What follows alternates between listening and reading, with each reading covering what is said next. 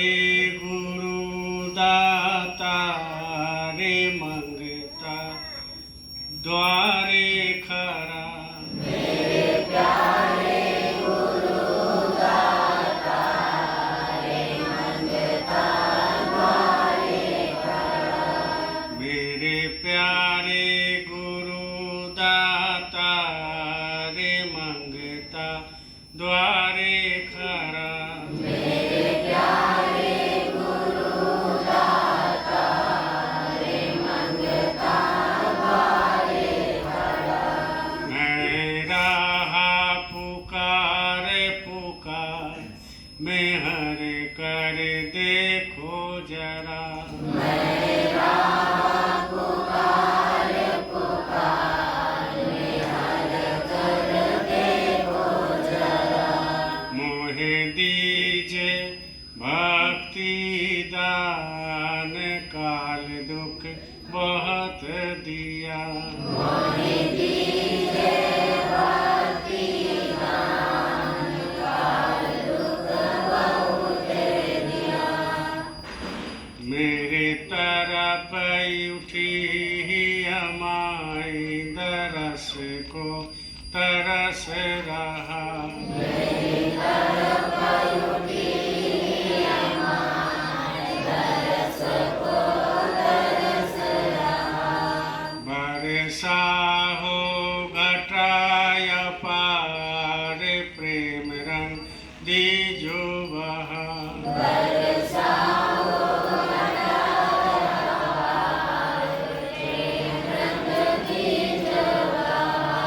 श्रुत भीगे यामिया रस धार तन मन होए हरा।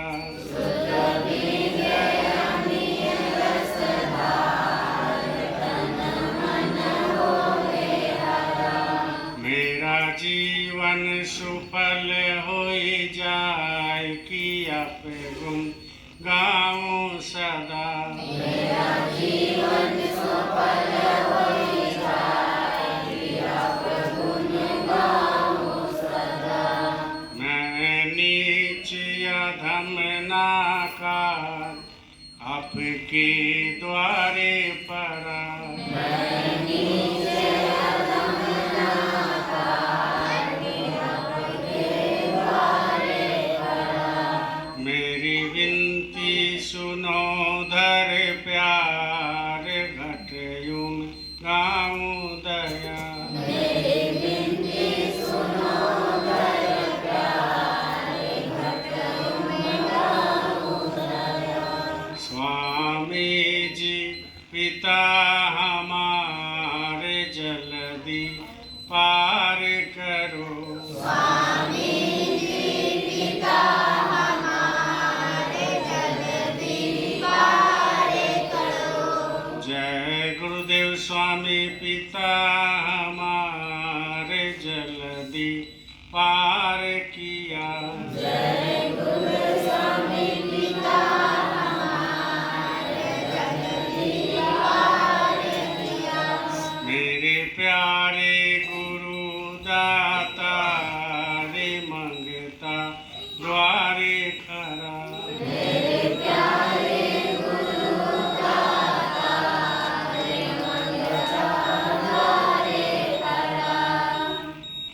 जय गुरुदेव जय गुरुदेव जय गुरुदेव जय जय गुरुदेव। जय गुरुदेव जय गुरुदेव जय गुरुदेव जय जय गुरुदेव। जय गुरुदेव जय गुरुदेव जय गुरुदेव जय जय गुरुदेव। जय गुरुदेव जय गुरुदेव जय गुरुदेव जय जय गुरुदेव। जय गुरुदेव जय गुरुदेव जय गुरुदेव जय जय गुरुदेव। जय गुरुदेव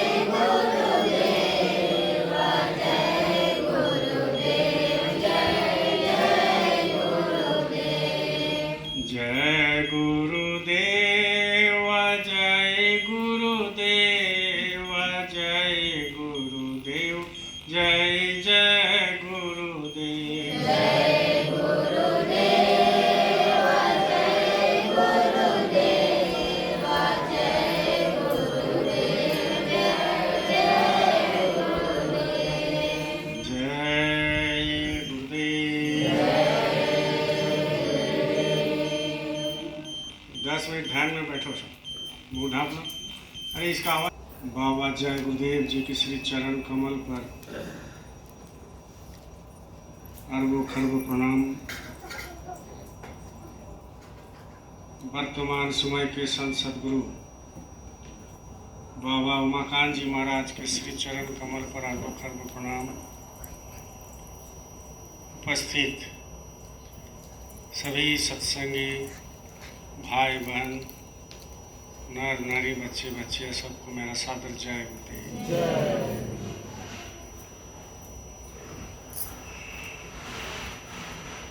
देखिए प्रेमियों, आज शुक्रवार है और आज दुर्गा पूजा का अष्टमी नवमी दोनों एक ही साथ पड़ गया।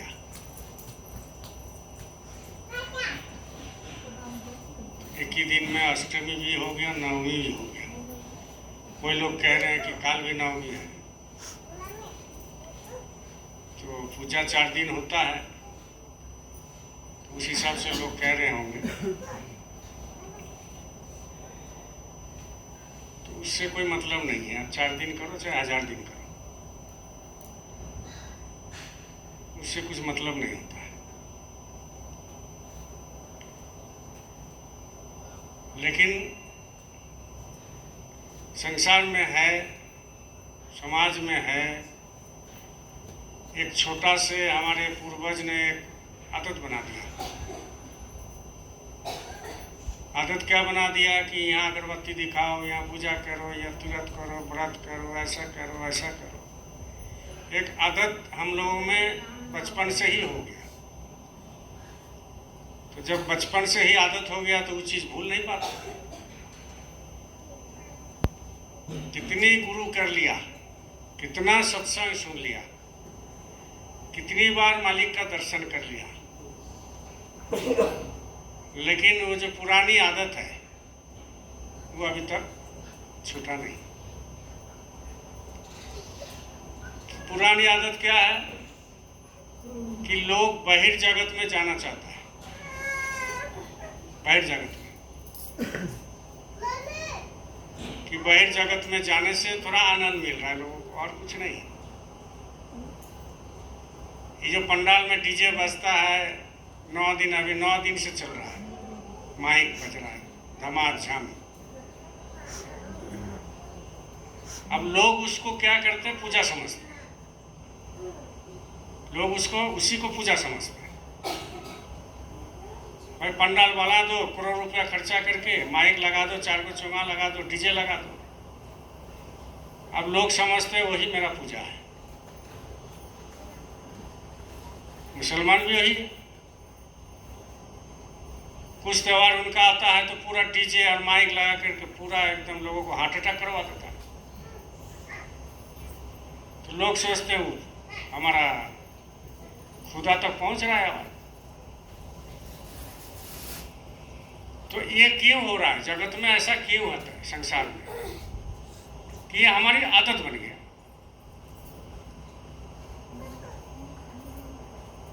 अब जब आदत जब बन गया तो उसको छोड़ना बहुत मुश्किल है। आप छोड़ नहीं सकते उसको। क्यों नहीं छोड़ सकते हैं? बोलिए जय गुरुदेव। क्यों नहीं छोड़ सकते हैं? उसका कारण है कि आपका मन में एक भय है कि अगर हम पूजा छोड़ देते हैं तो मेरे ऊपर सवार हो जाए। हम अगर नवमी में उपवास नहीं करते तो मेरे ऊपर सवार हो जाए।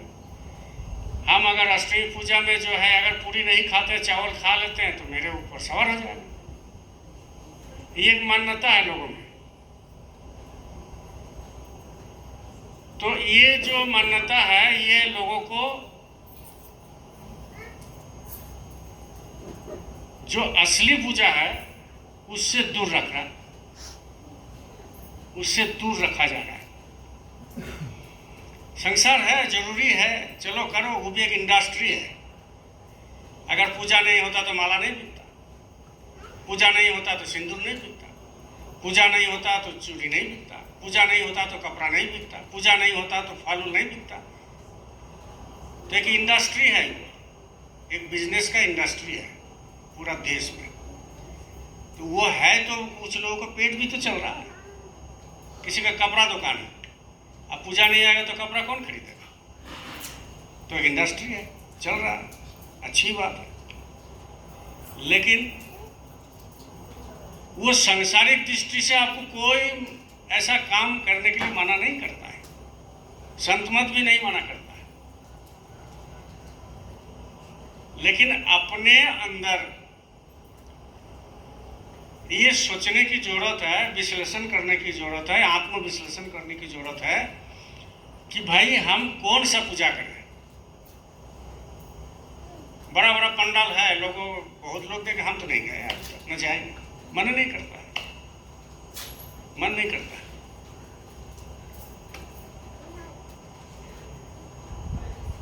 आप जिस दिन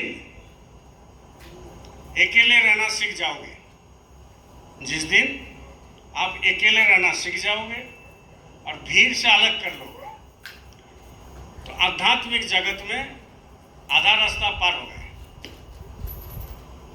जिस दिन आप भीड़ से दूर हो गए, भीड़ से दूर हो गए और अकेले रहना सीख गए, क्योंकि आपका मन में यह आ जाएगा कि जाएंगे अकेले, आए हैं अकेले, तो कौन सा रिश्तेदार, कौन सा पति, कौन सा पत्नी, कौन सा बच्चे, कौन सा क्या।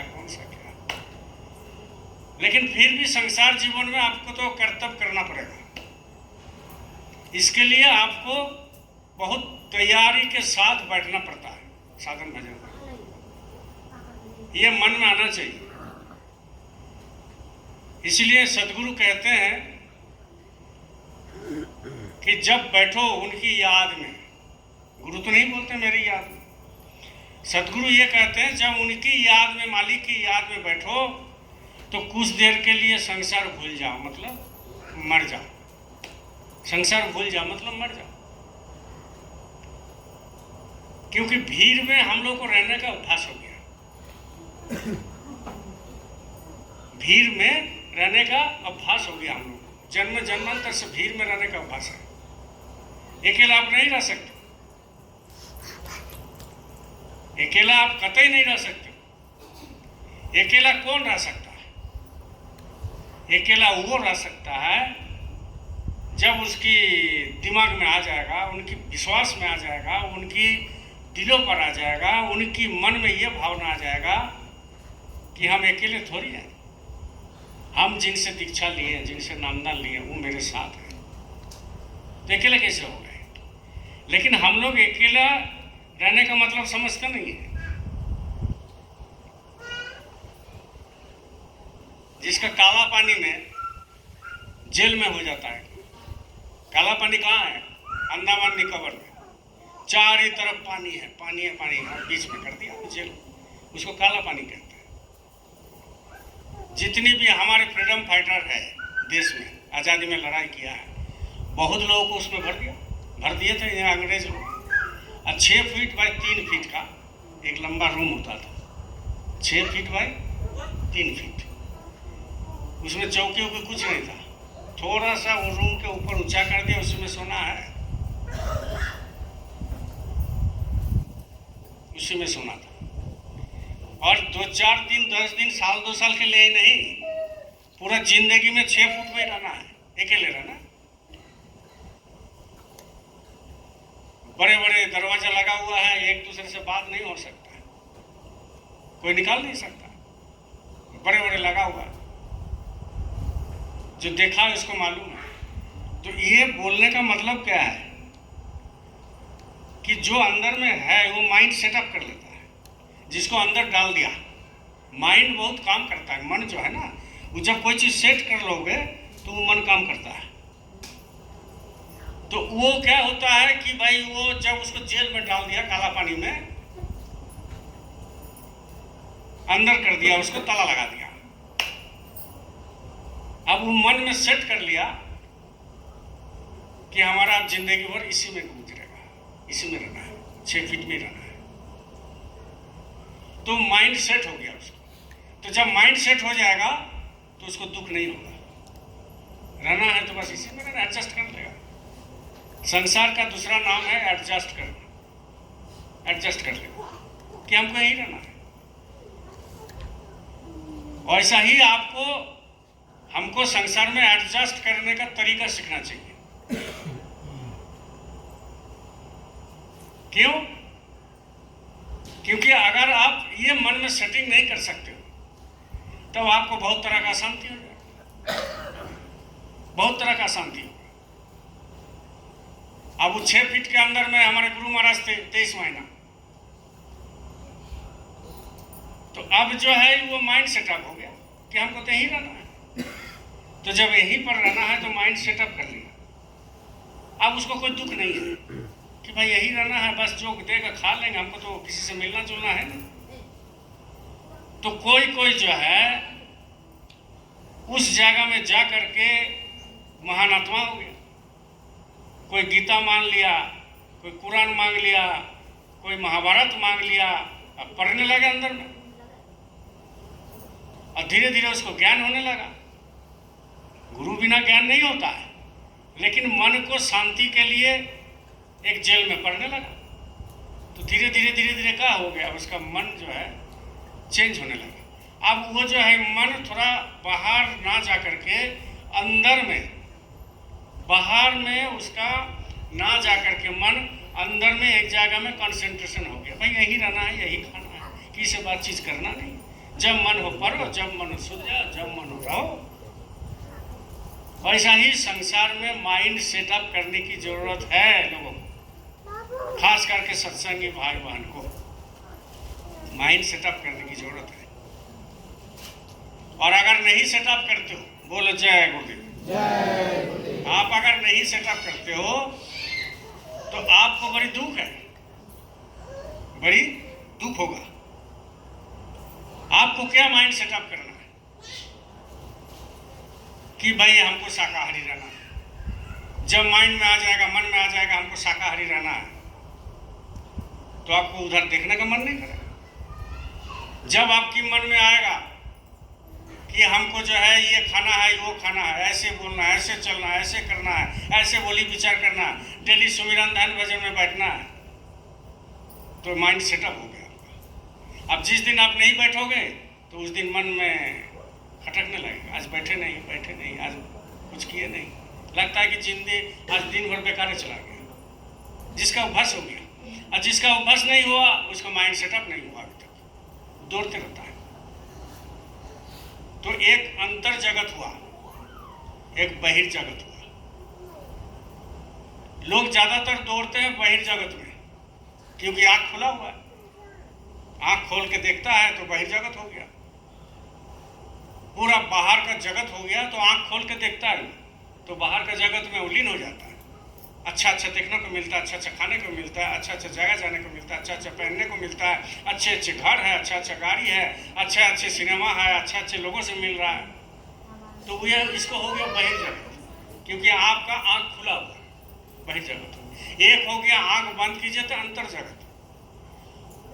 अब अंतर जगत के अंदर भी अंतर जगत है। ये आंख बंद कर लिया, अंतर जगत हो गया तो हम अंदर चले गए, सतलोक पहुंच गए, नहीं होता। अंतर जगत के अंदर भी एक जगत है। आंख खोल दिया तो बहिर् जगत, आंख बंद किया तो अंतर जगत, जिसमें आप सुमिरन ध्यान भजन में बैठते हो। जो गुरु कहते हैं कि आंख बंद करके बैठो, तो आप क्या किए, अंतर जगत में प्रवेश कर गए। लेकिन अंतर जगत में प्रवेश करके भी आपका मन कहाँ है, बाहर जगत में घूम रहा है। वो आंख तो बंद है, तो आपका 5%, 10%, 2% मन उधर लगा, और बाकी 90%, 95% मन बाहर जगत में। आंख बंद है, कान बंद है, मुंह बंद है, सर में चादर ढका हुआ है, लेकिन आपका मन बहिर् जगत में है। तो उसमें भी काम नहीं बनेगा। लेकिन काम किस में बनेगा, अंतर जगत के अंदर भी एक अंतर जगत है। घर के अंदर जैसा घर, घर के अंदर जैसा घर, और उसके अंदर घर। जैसा आप जिस घर में रहते हो वो एक घर। बोलो जय गुरुदेव। आप जिस घर में रहते हो वो एक घर है, वो शरीर के लिए है। और ये भी एक घर है। गुरु महाराज ने कहा किराया का मकान, ये भी एक घर है। तो इसके अंदर आप हो, उसके अंदर शरीर है और इसके अंदर आप हो। वो भी घर जाएगा, ये भी घर जाएगा। तो और एक घर है, वो घर कभी मिटता नहीं है। वो घर में आप हो। आप मतलब आत्मा है, आप मतलब अंतर में आप है, वो मतलब परमात्मा के साथ आप बैठते हो, वो है अंतर जगत, वो है असली घर। एक ईटा पत्थर वाला घर और ये हड्डी मांस वाला घर, और इसके अंदर भी एक घर है जिस घर में आत्मा का प्रवेश होता है, उसमें भी दरवाजा है। और उसी घर में घर का मालिक बैठा हुआ है, उसी घर में घर का मालिक बैठा है। तो आपको और हमको वही मालिक के और वही घर का पता बताया गया। इसलिए बहिर्जगत में ज्यादा कोई लगाव रखेगा तो अंतर जगत में प्रवेश करना बड़ी मुश्किल है। कितना जन्म जन्मांतर बीत जाएगा, नहीं लगा सकता। इसीलिए तो ये प्रैक्टिस है, ये काफिला निकालना, अभी निकाल के आए हैं आप, ये सत्संग सुनना, ये सुमिरन ध्यान भजन में बैठना, ये भंडारा बनाना, ये एक आदत बनाने के लिए है, आपको याद दिलाने के लिए। जैसे स्कूल याद दिलाने के लिए है कि बच्चे को कि पढ़ाई करना है स्कूल में जाकर के, और ऐसा ही एक आदत बनाना, ये भी एक स्कूल है। तो अब जो है वो बहिर्जगत में लोग अभी भी फंसा हुआ, अच्छे सत्संगी फंसा हुआ। अब उसका एक ही बहाना है, बोलो जय गुरुदेव। उसका एक ही बहाना है कि अगर हम बहिर्जगत में नहीं जाएंगे भैया, नहीं काम करेंगे तो पेट कैसे चलेगा। एक बहाना है उसका कि अगर हम बहिर्जगत में काम नहीं करेंगे, ध्यान नहीं लगाएंगे, मन नहीं लगाएंगे तो मेरा पेट कैसे चलेगा। कबीर साहब के बाद जितने भी संत महात्मा आए, कबीर साहब से लेकर के, कबीर साहब भी तो सिलाई करते थे,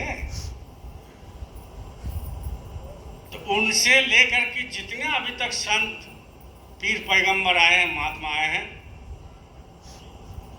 जो सदगुरु हुए हैं, वो कभी हिमालय में जाकर के मालिक को नहीं प्राप्त किया, ना कोई जंगल में जाकर प्राप्त किया, ना कोई पानी में के ऊपर बैठ के प्राप्त किया, ना कोई आग में उठ बैठ करके प्राप्त किया, ना उपवास करके प्राप्त किया। वो घर में ही रह करके, समाज में रह करके, पेट चला करके वो भी अपना संसार धर्म पालन करके वो परमात्मा को पाया, भगवान को पाया। कोई घर छोड़ के थोड़ी गया। तो जब उनका चल सकता है तो आपका और मेरा भी चल सकता है, आपका और मेरा भी चल सकता है, चल भी रहा है। इसलिए बहिर्जगत में जो अभी भी पड़ा हुआ है, आज नवमी को ज्यादा लोग महत्व दिया। अब बाबा उमाकांत जी का आदेश था, उनका आदेश था, समय के हिसाब से आदेश होता है। जो आज आपने नारा लगाया कि हम जय गुरुदेव के बच्चे हैं, सतयुग ला कर ही दम लेंगे, यही ना था आदेश। तो यह आदेश बाबा जय गुरुदेव जी ने नहीं दिया था, वो समय के मुताबिक आदेश होता है। हर चीज का एक आदेश होता है समय के मुताबिक। तो आज समय वो है जो ये आदेश दिया, ये नारा लगाए। आप जाइए, उस आदेश के मुताबिक आप काम नहीं कर रहे हो। अब जो जीता जागता देवी देवता है, जो जीता जागता गुरु है, जो जीता जागता परमात्मा है, ये नारा लगाने के लिए बोले हैं। तो ये नारा नहीं लगा करके आप जो हिलता नहीं डोलता नहीं और जो है ये उसके सामने जा करके सेव फ्रूट लड्डू लेकर के पूरा लगा हुआ है। अब इसमें नहीं आ रहे, इसमें आप ना रैली में आए हो, ना ये नारा लगाए, ना सत्संग में आए, तो आप कौन सा गुरु भक्ति कर रहे हो? जो आपको आदेश दिया गया, अरे छोड़ो जी नवमी पूजा, हम गुरु को जानते हैं। शीश दिए जो गुरु मिले तो भी सस्ता जान, शीश दिए जो गुरु मिले तो भी सस्ता जान। अगर शीश दे करके, ये मुंडी दे करके अगर गुरु मिल जाता है तो भी सस्ता जानिए, बहुत आसानी से आपको मिल गया। कितना भी आप सत्संग सुन लीजिए, गुरु के प्रति आपका जरा सा भी किंचित मात्र अगर उनसे अगर प्रेम हो जाए तो सब पूजा पाठ आपका बंद हो जाएगा, अच्छा ही नहीं लगेगा। हमारे जब गुरु महाराज थे, बाबा जय गुरुदेव जी महाराज, तो मन से कहा करते थे कि बच्चे पूरब तरफ घूम जाओ, देखो उधर देवी देवता देख रहा है, आपको प्रणाम करो। पश्चिम तरफ घूमो, देखो देवी देवता देख रहा है, प्रणाम करो। उत्तर में घूमो, तो उत्तर में लोग घूम जाते थे, लाखों लोग एक इशारा पर, तो वहाँ प्रणाम करो, वहाँ देवी देवता तुमको देख रहा है, आशीर्वाद दे रहा है। दक्षिण में घूमो, उधर भी देवी देवता है, सब तुमको आशीर्वाद कर रहा है। तो गुरु महाराज कब कहा कि देवी देवता नहीं है? गुरु महाराज तो खुद बोलते थे 33 करोड़ देवी देवता, 84 लाख जन। शास्त्र जो होता है उसको कोई झुटला नहीं सकता। संत सदगुरु उसको काटने के लिए नहीं आते कि ये झूठ है, ऐसा नहीं है। अगर ऐसा होता तो गुरु महाराज रामायण चौपाई क्यों पढ़ते, क्यों पाठ करवाते पंडित जी से? क्यों वहाँ जब शादी होता है, उज्जैन में होता है, तो पंडित को देख करके होता। मथुरा में आज भी शादी होता है तो पंडित को देख करके होता है। आज भी संसार में जो गुरु भाई लोग शादी उदी कराते हैं, पंडित को बुला करके शादी कराते हैं। तो गुरु महाराज ऐसा थोड़ी मना कि नहीं किया। लेकिन अगर किंचित मात्र भी आपको गुरु के प्रति अगर प्यार हो गया, प्रेम हो गया, तो ये बाहरी जगत का जो भी तालमेल है ना, और बाहरी जगत का जो भी लगाव है, और बाहरी जगत का जितना पूजा पाठ है, बाहरी जगत का जितना व्रत है, उपवास है, बाहरी जगत का जितना तीर्थ है, सब आप उसके सामने फीका पड़ जाता है, अच्छा नहीं लगता, बिल्कुल अच्छा नहीं लगेगा। क्या करेंगे जाके? सब तो भीड़ है, फाका है, मन में रस नहीं आएगा। वहां जाके क्या करेंगे? देखना है, आंख से देखना है बस, और कुछ इसमें मिलता नहीं है।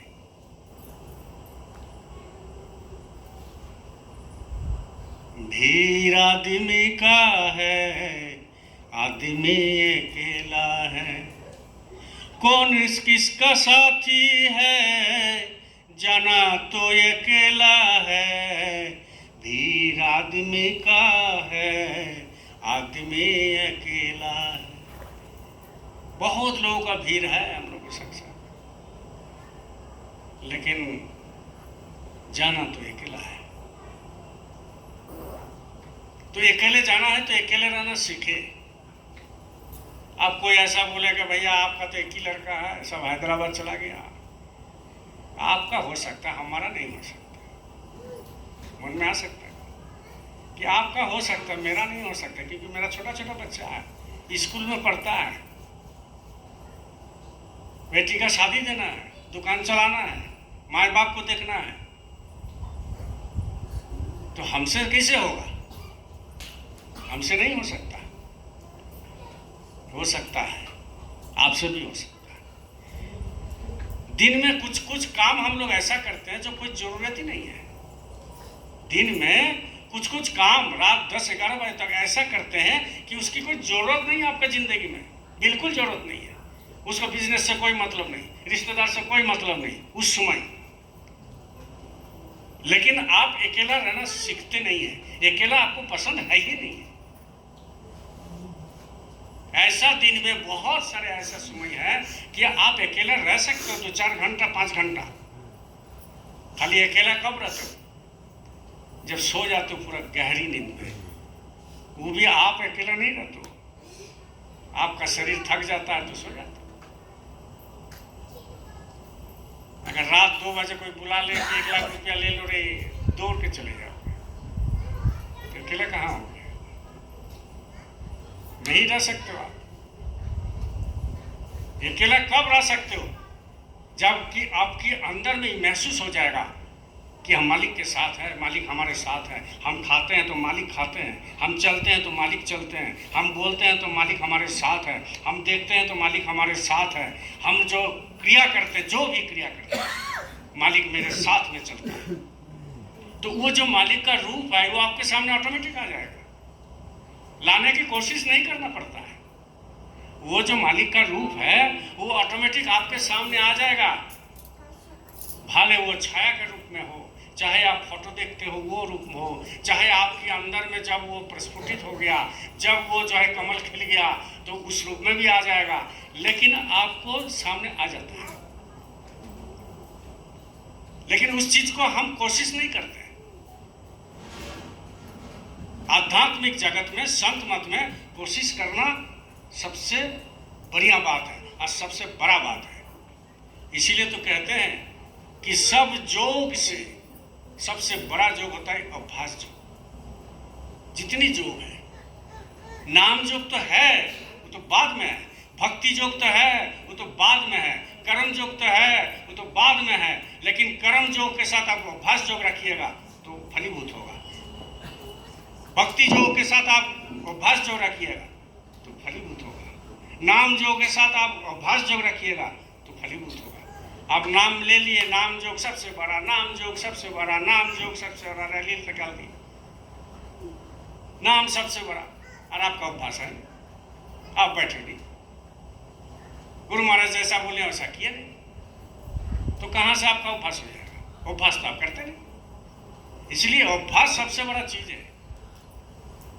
जैसा सत्संग सुनने का अभ्यास होता है कि नहीं, चलो सुनते हैं सुनते हैं सुनते हैं, लेकिन वो अभ्यास में कोई अगर उसमें रमता नहीं है तब आप अभ्यास नहीं कर सकते।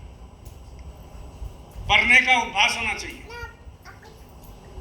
तो आप संसार में रह करके, माता पिता के साथ रह करके, पत्नी के साथ रह करके, बच्चे के साथ रह करके, दुनिया का काम करके आप अकेला रह सकते हो। कैसे नहीं अकेला रह सकते? और वही अकेलापन आपको एक दिन अलग करेगा। वही अकेलापन आपको एक दिन अलग कर देगा। क्यों? क्योंकि वो अकेला ही आपको आया है, अकेले ही जाना है। एक दिन आपको अलग करके छोड़ देगा। और अकेले में ही शांति है। बोलो जय गुरुदेव। जय गुरुदेव। शांति कहाँ पर है? अकेले में। आप जब दिन भर थक जाते हैं तो आकर के अकेले में जब बैठ जाते हो तो बहुत शांति मिलता है, बहुत शांति मिलता है। और उसी अकेलेपन में आप अगर गुरु को साथ लिए तो उसमें आनंद मिलता है। वही अकेलेपन में अगर आप गुरु को साथ ले लिए तो उसमें आनंद मिलता है। इसलिए कहते हैं ये अकेले रहना सीखो। अकेले जब तक कोई नहीं रह सकता तब तक आप प्रभु प्राप्ति नहीं कर सकता। उसके लिए जंगल जाने की जरूरत नहीं है, घर में ही आराम से अकेले रह सकते। आप भीड़ में हो, आप भीड़ में हो, और आप भीड़ में भी रह करके भी अकेले रह सकते हो। भीड़ में रह करके भी अकेले रह सकते हो। लेकिन हम अकेले रहने की आदत नहीं है। मेरा जन्म जन्मांतर का ये मन चारों तरफ घूमता है, जन्म जन्मांतर से। तो जन्म जन्मांतर से जब चारों तरफ घूमता है, उसको शांत करने के लिए हम प्रयत्न नहीं करते, प्रचेष्टा नहीं करते, चेष्टा नहीं करते, कोशिश नहीं करते। कोशिश जब करेंगे तो उस चीज को हमको अकेला में आनंद मिलेगा, आनंद मिलता है। इसीलिए कहते हैं कि सुमिरन ध्यान भजन आपको जरूरी है, जरूरी है, जरूरी है। वो जब 1 घंटा बैठते हो, चाहे आप आधा घंटा बैठते हो, चाहे 3 घंटा बैठते हो, वो दुनिया से आप अकेले हो गए, अलग हो गए। दुनिया से आप अलग हो गए। तो वही अभ्यास, इसीलिए तो गुरु महाराज कहें कि ढाक लो, मूरी ढाक लो और बैठ जाओ, तो अकेले हो गए। क्या है आपके साथ? कुछ नहीं, अकेले हो गए। तो वही अकेलेपन आपको एक दिन ना एक दिन आपको आनंद मिलेगा, आनंद दे देगा।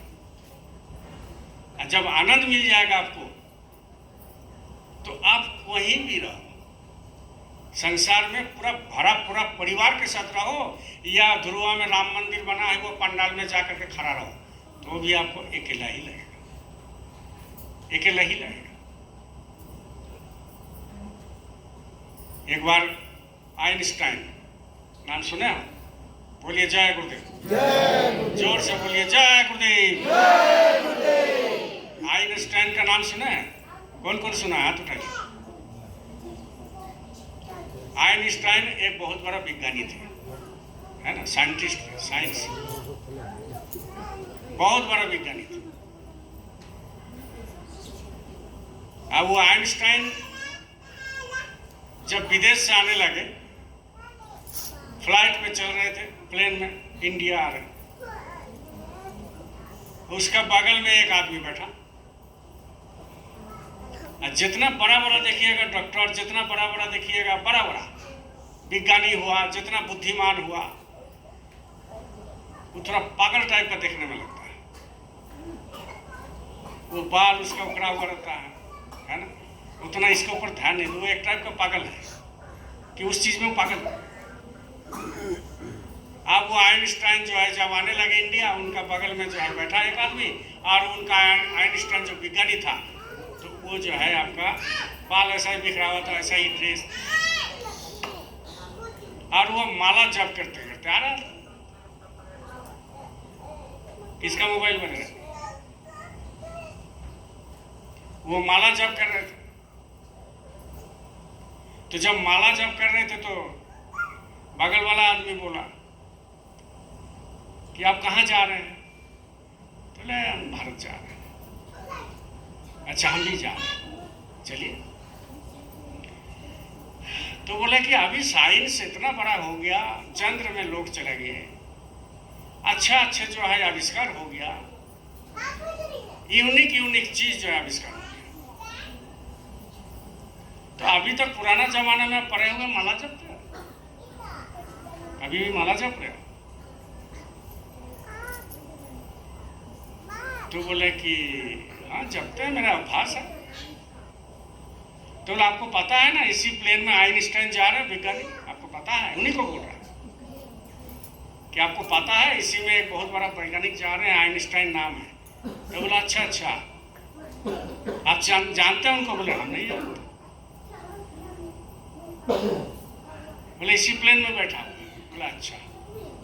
तब तक जो है दिल्ली में प्लेन लैंडिंग किया, और जैसा ही वो उतरे सब कोई, तो बहुत सारे लोग माला लेकर के दौड़ते हुए आए, और बगल वाला जो आदमी था वो बैठ करके खड़ा होकर के देख रहा है कौन है आइंस्टाइन, किसको माला पहना रहा है। तो जब उनके बगल में जो था वही पागल जैसा शकल था, तो उन्हीं को जाकर के सब माला पहना। तो पूछा ये कौन है? तो बोले यही तो आइंस्टाइन है, विज्ञानी है, बहुत बड़ा साइंटिस्ट है। तब उनको चरण छू करके प्रणाम किया और बोले कि आपको जो हमने बताया था कि माला करने की क्या जरूरत है, तो आप बोले कि मेरा आदत है, माला करते हैं। तो बोले इसका मतलब आप समझाइएगा, आप तो बहुत बड़ा विज्ञानी है, विज्ञानी लोग ये देवी देवता को पसंद नहीं करते, या तो कोई ब्रह्म की आवाज, ये स्वर्ग, ये नरक, ये जन्नत, ये दोजख, ये सब विश्वास नहीं करते हैं, देवी देवता। तो आप कैसे माला जप कर रहे हैं? तो बोले देखो बाबू, हमने जो आविष्कार किया और हमने जो पढ़ा, तो हम जो है वो फिजिकल साइंस को जाना, पदार्थ विज्ञान, इसको हम जान लिया। कुछ कुछ आविष्कार हमने किया, वो भी जान लिया, लेकिन अभी तक अपने आप को नहीं जाना, इसीलिए माला करते। बोले ये सारे चीज हम जान लिए, क्या है नहीं है, हमने आविष्कार भी किया, सब उन्हीं के भरोसा से किया, लेकिन अभी तक हमको नहीं जाने, अभी तक पहचान नहीं पाए कि हम आए कहाँ से, हमसे कैसे इतना बड़ा काम हो गया। समझ गए? जब कोई 22 तल्ला, 25 तल्ला, 34 तल्ला, 50 तल्ला, हैदराबाद में देखो, बेंगलोर में 80 तल्ला मकान, फ्लैट, ऊपर में जाओगे तो लगता है बस सतलों का थोड़ा दूरी है, छलांग लाएंगे पहुंचे, बहुत ऊंचा। ऐसे देखोगे तो गर्दन पकड़ के, हमने देखा। तो जो मिस्त्री बनाया या जो बिल्डर बनाया, जो मजदूर उसने काम किया, वो जब बन जाता है ना, तो बाद में जब देखता है तो उसका मन में आता है कि इसे हमने बना दिया, इतना बड़ा, क्या हम में शक्तियां हैं, इतना बड़ा बना दिया। जैसे आप नगरी तो छोटा सा ही है, लेकिन हम लोग के सामने बहुत बड़ा है। तो कभी कभी हम गेट में घुसते हैं ना, ये गेट से बाहर जब देखते हैं अकेले खड़ा होकर के, तो हमको लगता है कैसे बन गया। तो ये जो क्वेश्चन है ना, कैसे बन गया, बस इसी में छुपा हुआ है राज। कैसे बन गया इतना बड़ा, इसी में राज छुपा हुआ है कि नहीं, हमने नहीं बनाया, कोई तो है हमारे अंदर शक्ति, कोई तो आपके अंदर शक्ति है। तो उस शक्ति को जानना आध्यात्मिक जगत में वो सबसे बड़ा काम है, वही शक्ति को जानना है। और वही शक्ति को जानने के लिए, जानने के लिए सदगुरु से दीक्षा लेना जरूरी है कि वो शक्ति है क्या, आप ही के अंदर है वो शक्ति। और वो शक्ति एक दिन इतना प्रकट होता है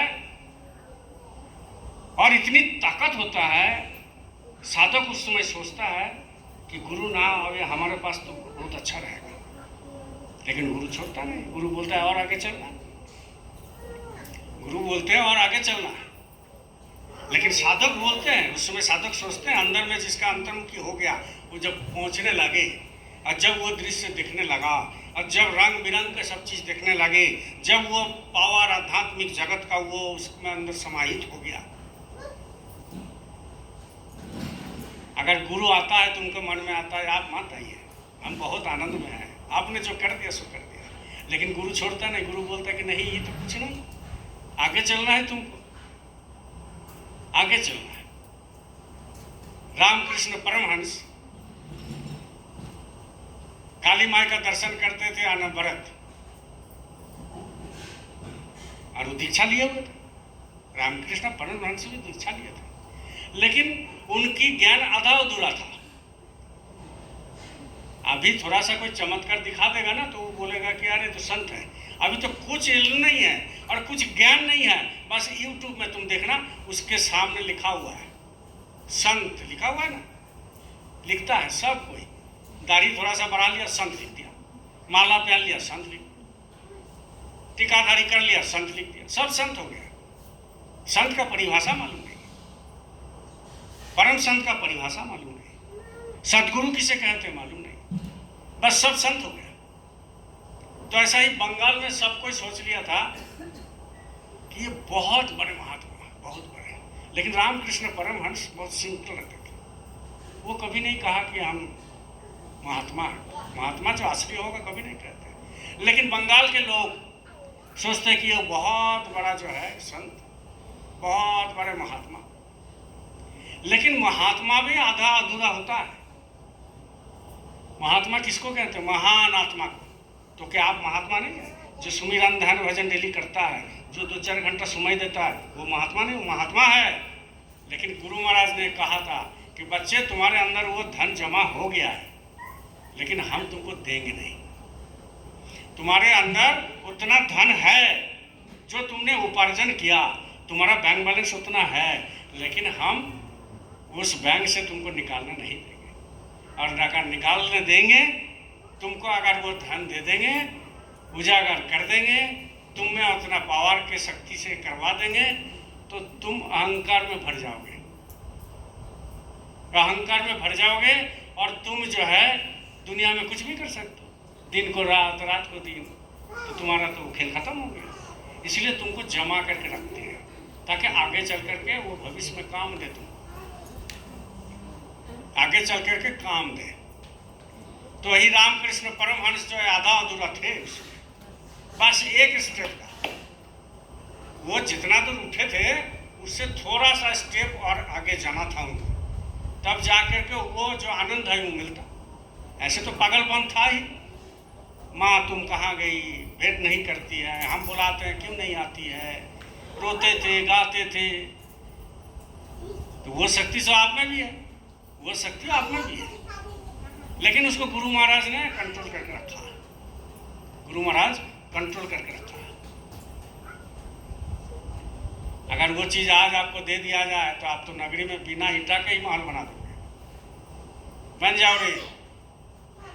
सुबह उठ के आके देखा अरे बहुत बड़ा मंदिर बन गया, तो बन जाता है, ऐसी थोड़ी है बन जाता है। वो शक्ति है, लेकिन गुरु महाराज उसको देते नहीं है, छुपा के रखा है। तो रामकृष्ण परमहंस और थोड़ा सा जाते, थोड़ा सा उनका अधूरा था।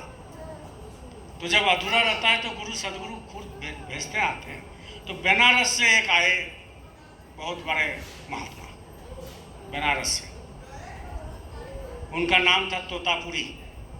बोलिए जय गुरुदेव, जोर से बोलिए जय गुरुदेव। उसका नाम था तोतापुरी, महात्मा का नाम था। तो गए वहाँ कलकत्ता, उनको भी आदेश मिला कि इनको उठाओ, क्योंकि गुरु तो अपना हिसाब से कुछ करते नहीं, उनका गुरु आदेश दिया उठाओ इनको। अब वो तोतापुरी गए रामकृष्ण परमहंस के पास। इसके बाद बोले कि तुम्हारा तो गुरु हो गया। बोले हाँ। तो बोले हमारे गुरु हमको भेजा है, तुमको दीक्षा लेना है हमसे, तुम्हारा कुछ अधूरा है, तुम अधूरा ज्ञान है तुम्हारा, तो तुमको दीक्षा लेना है, हम तुमको दीक्षा देंगे इसीलिए आए हैं। तो बोले मेरा गुरु हो गया, मेरा गुरु हो गया। तो बोले तुम्हारा गुरु हो गया, बहुत अच्छा बात है, हम कहाँ बोल रहे तुम्हारा गुरु नहीं हो, लेकिन तुम्हारा अभी अधूरा है, थोड़ा सा उठना है। और जैसा ही उतना हम उठा देंगे तो तुम जो है अभी भी जितना थोड़ा सा है वो भी मिट जाएगा, तुम्हारा मिट जाएगा। तो बोले कैसे मिटेगा, हम तो काली माँ का दर्शन डेली कर रहे हैं, और जब भी हम बैठते हैं तो मेरा आंख से दर दर आंसू गिरता है, व्याकुलता होता है, और वो आंसू का धार जो है वो रुकता नहीं है, ऑटोमेटिक गिरने लगता है। और हम दर्शन देते हैं माँ, हम दर्शन करते हैं। तो तोतापुरी ने कहा ये तुम्हारा कल्पना है, ये तुम्हारा कल्पना है, वो जो आती है वो तुम्हारा कल्पना है, तुम सोचते हो इसीलिए वो आती है। तो बोले नहीं, वो हमसे बात करते हैं। बोले कैसे नहीं करेगा, बात करते हैं, वो करेंगे। तो बोले तो कैसे वो हम ऊपर जा सकते हैं, वो तो मेरा सामने आ जाता है जब न तब, तो हम कैसे ऊपर जा सकते हैं। तो बोले ऊपर जा सकते हो एक ही बात पर, हम जो बोलेंगे वो करना है। तो बोले क्या इससे भी और आनंद है। बोले और आनंद, वो आनंद तुम उसको बोल नहीं सकते, इतनी आनंद है और इतनी वो सागर है, उसमें तुम डूब जाओगे तो तुम्हारा मुंह बंद हो जाएगा, तुम में नहीं रहोगे, हम में नहीं रहते। तो उसको कैसे क्या करना है। तो बोले उस काली माँ को तलवार लेकर काट देना है। तोतापुरी ने कहा कि काली माँ को तलवार लेकर उसको गर्दन काट देना है। बोला अरे ये हो ही नहीं सकता, हम उनको दर्शन कर रहे हैं, वो हमसे बात कर रहे हैं, और काली माँ हमारे आराध्य देवी है, उसको हम कैसे तलवार से काट सकते हैं। बोलो जय गुरुदेव। बोले जब तक नहीं काटोगे तब तक तुम ऊपर नहीं जा सकते, जब तक नहीं काटोगे। ये संत मत में समझ में आता है, दूसरे मत में नहीं समझ में आएगा। बोले तुम काटोगे तब ऊपर जा सकते हो तलवार से। बोले तलवार कहाँ मिलेगा, तो यहाँ का तलवार वहाँ थोड़ी चलता है। बोले चलेगा, बुद्धि तुमको बताएंगे, तुमको ले जाने का हमारा ही है, जिम्मेवारी है।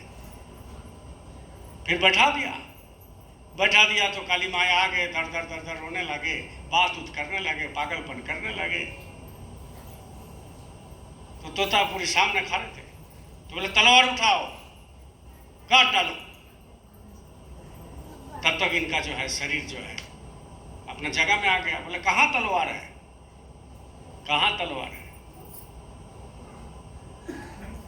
तो बोले कि तलवार है तुम्हारे पास है, तलवार है तुम्हारे पास, तुमको उसको उठाना पड़ेगा। तो बोले कि कैसे? तो बोले कि जैसे ही तुम्हारा वो भाव आ जाएगा तो तुम्हारा कपार में हम जो है चाकू चलाएंगे, सांसारिक चाकू उसको चलाएंगे, खून तुम्हारा निकलेगा। लेकिन जैसा ही काली माँ आता है तो तुम कल्पना से आते, वो कल्पना करते हो कि मेरा माँ ऐसी है, ऐसी रूप है, तो आ जाती है। इसीलिए उसको कहते हैं कल्प वृक्ष। समझ गए? जब वो परिस्थिति आपके पास आ जाएगा तो आप किसी भी रूप में वो देवी देवता तुम्हारे सामने आ जाएगा, किसी भी रूप में। तुम अभी चाहोगे कि साधन हो गया, तुम जो है ऊंचा हो गए, तुम जो है आध्यात्मिक जगत में उन्नति पा गया गुरु की दया से, तो तुम मन में सोचोगे कि चलो अभी शंकर जी आ जाए, तो आ जाए। अभी चलो दुर्गा माया आ जाए, अभी चलो छिन्नमस्ता आ जाए, अभी चलो राम जी आ जाए। तुम्हारा कल्पना मात्र ही आ जाएगा। तो वो वृक्ष कहाँ पर है? उसको कहते हैं कल्प वृक्ष। जो कल्पना करोगे वो वृक्ष के नीचे वो आ जाएगा। वो वृक्ष कहाँ है? ये सामने लगा हुआ, इसमें नहीं। ये जो एक वृक्ष लगा हुआ है सामने, कल्प वृक्ष इसका नाम है, हम लोग लगाए हैं। तो उसके नीचे बैठ करके बोलोगे तो थोड़ी आ जाएगा।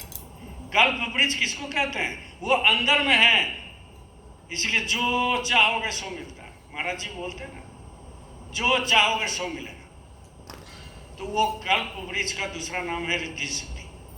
वो तुम्हारे अंदर है, वो आ जाएगा, ऑटोमेटिक आ जाएगा। जो सोचोगे वही आ जाएगा। अब एक साधक था, साधना करते करते करते करते वो साधक हुआ। अब जब साधक हो गया तो अहंकार भी आता है। साधक होना तो ना सीधा नहीं, अहंकार आ जाता है बहुत जबरदस्त। आप लोगों को पता लग गया कि ये साधक है, जो बोलता है वो ला देता है। तो कोई गया कि हम कलकत्ता का रसगुल्ला खाएंगे, बस ऐसे ही हाथ किया, आ गया रसगुल्ला खिला दिया। ऐसे करते करते करते करते चारों तरफ उसको जो है नाम हो गया, चारों तरफ नाम। तो जब नाम हो गया, लोग कहने लगे कल्प वृक्ष, उनको कहने लगे कल्प तरु, तरु मतलब वृक्ष, वो होने लगे। तो जो चाहोगे वो हो गया। तो जब वो चारों तरफ लोग, बोलो जय गुरुदेव, चारों तरफ लोग जब इधर उधर आने लगे उनके पास, वो डिमांड करने लगे, वो देने लगे, तब जो है उनको जो है देते देते देते दे, उसका जो है जो धन था, आध्यात्मिक धन, स्पिरिचुअल कैपिटल, वो खत्म होने लगा, खत्म होने लगा। तब गुरु आकर के बोले तुम लोग तो सब खत्म हो रहा है, खत्म हो रहा है। आप बोल रहा है कि तब आज से बंद कर देंगे। अब एक ब्रिज के नीचे में सुत गया। इसके बाद वहां पर जो है वो मन में सोचने लगा, मन में सोचने लगा अभी अगर ये शेर आ जाए तो हमको खा जाएगा। और सही में शेर आ गया, क्योंकि जो मन में सोचता है वो आ जाएगा। अब शेर उसके सामने खड़ा हो गया, वो खाएंगे तुमको। तो उसमें कौन रक्षा करेगा? सदगुरु रक्षा करते हैं, गुरु रक्षा करते हैं। इसीलिए आपकी धन आपके पास है। इतनी साधन भजन बहुत सारे लोग कर चुका है कि उसके पास धन है, लेकिन गुरु उसको खोलने का इजाजत नहीं देते। इसीलिए तो सदगुरु कहते हैं किसी को बोलना मत, इसीलिए कहते हैं, नहीं तो बोलने लगेगा सब। थोड़ा सा सपना में आता है महाराज जी या गुरु महाराज, तो 10 आदमी को फोन पर बोलता है, कल हमारा दर्शन हुआ, कल ऐसा हुआ, ऐसा हुआ। किसी का थोड़ा सा आवाज आ गया, ब्रह्मवाणी आ गया, तो वो बोलने लगता है, क्योंकि उसमें इतना रस है, वो चाहता है कि हम बोले, उसको प्रकट करें, बस उसी को कंट्रोल करता है। तो रामकृष्ण परमहंस को जब वो बोला कि तलवार उठा लेना, तो वो रामकृष्ण परमहंस के यहाँ चाकू चला दिया, खून गिर रहा है, तो रामकृष्ण परमहंस जो है यार आ गए अपने। तब जो है तोतापुर इनका गुरु महाराज बोले कि उठाओ तलवार। बोले कहाँ तलवार है? बोले जैसे तुम कल्पना में लाए हो ऐसा ही कल्पना में तलवार उठाओ। मन में सोचो कि तलवार आ गया मेरा हाथ में, अब चलाओ तलवार। तो रामकृष्ण परमहंस ऐसे तलवार उठाया, उठा करके जो है काली माई का गर्दन में मार दिया, कट गया। तो कट गया तो रास्ता निकल गया ऊपर का। और जैसा ही ऊपर का रास्ता निकल गया तो आनंद अनुभव होने लगा। तब वो तोतापुरी को वहाँ दिखने लगा, जो इतना दिन से बोल रहा था वहाँ दिखने लगा, चरण में गिर पड़ा। रामकृष्ण परमहंस इतना बड़ा साधु थे, साधक थे, स्वामी विवेकानंद का गुरु था, चरण पर पड़ गया। तो ये आध्यात्मिक खेल है, ये आध्यात्मिक जगत को समझना उतना सीधा नहीं है। जब तक आप अकेले रह करके, अकेला रहना पड़ेगा, आत्मविश्लेषण करना पड़ेगा। आत्मविश्लेषण जब तक नहीं होगा आप कुछ नहीं कर सकते। इसलिए आप सभी को बताते हैं कि घर में रहिए, 1-2 घंटा चुप हो जाइए। वही 1-2 घंटा चुप होते होते आपको आराम से 5-7 घंटा हो जाएगा। जो चुप होना सीख लिया, जो सहन करना सीख लिया और जो चुप रहने का आदत कर लिया,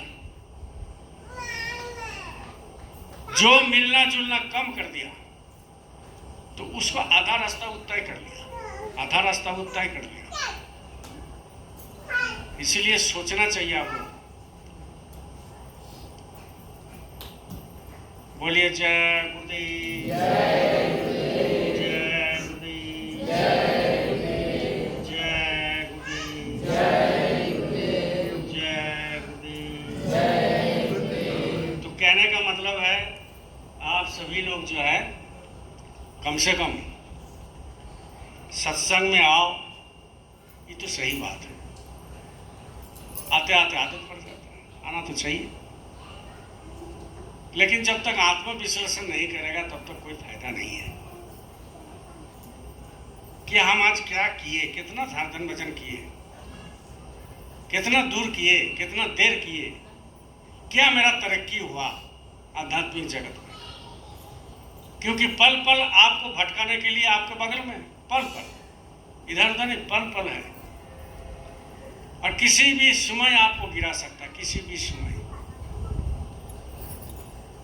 इसलिए कवि ने लिखा ना लेना ना देना, क्या करना, मगन रहना। कुछ लेना ना देना, मगन रहना। तो हम लोग कुछ लेते भी हैं, कुछ देते भी, तो मगन कैसे रहेगा? उतना सीधा है मगन रहना। वो धीरे धीरे होता है, धीरे धीरे रे मना, धीरे धीरे सब कुछ होए। और माली सींचे स्वागड़ा, ऋतु आए तब फल। अभी कुछ लोग उज्जैन गया था, हमारे 9-10 सेवादार उज्जैन गए थे। अभी महाराज जी बुलाए थे तो गए थे।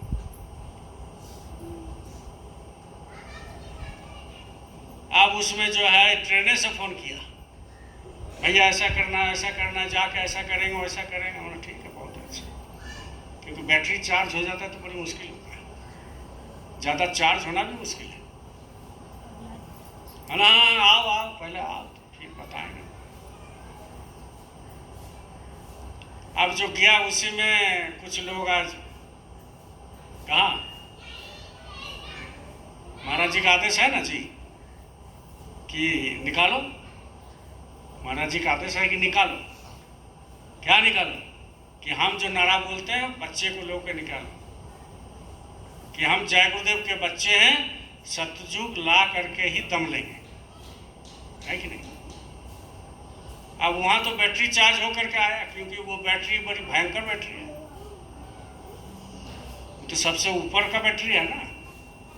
उनका दर्शन हुआ, स्पर्शन हुआ, सेवा किया, वो भी दया कर दिए तो पूरा चार्ज। आप 3 घंटा फिल्म देखो, 3 घंटा 3 घंटा कोई जाकर के हॉल में फिल्म देखता है ना आजकल का लड़का बच्चा?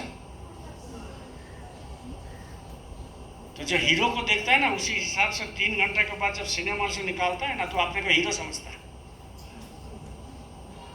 जब सिनेमा हॉल का दरवाजे से निकालता है तो अपने आप को हीरो समझता है, ऐसे गला उठाएगा, ऐसे ऐसे, है ना, ऐसे ऐसे करते हुए निकलेगा, फूंकते हुए निकलेगा, है ना। पूरा क्या कहने, देखने में हम देखते हैं तो पहले देखते थे, आजकल तो जाते हैं, तो ये खुद हीरो समझ लेता है। अब उसका बाल आधा कटा हुआ है तो जा करके सीधा सैलून में ही चला जाएगा और आधा बाल छांट देगा। और अभी ऐसा बाल हुआ कि चारों तरफ नहीं है, ऊपर में है, चारों तरफ नहीं देखोगे, यहाँ पर, और यहाँ पर ला करके कौवा बैठ जाता है, सोचता है कि मेरा ये घोंसला है, ऐसा बालें कर लेता है। इसका कारण क्या है? इसका कारण यह है कि दिखावटी। इसका कारण क्या है कि वो जो 3 घंटा वो कंसंट्रेशन हो जाता है एक जगह में ना, उसी के चलते होता है। आप रात को जब सोने जाओ तो आप कोई भी जय गुरुदेव ध्वनि लगा करके कान में वो हेडफोन लगा के सो जाओ, देखो तुम्हारा वो बंद हो जाएगा। लेकिन जब तुम बाथरूम उठोगे, रात को उठोगे, सुबह उठोगे तो जय गुरुदेव ध्वनि लगा के बज रहा है। एक आदत बन जाता है, एक अभ्यास बन जाता है।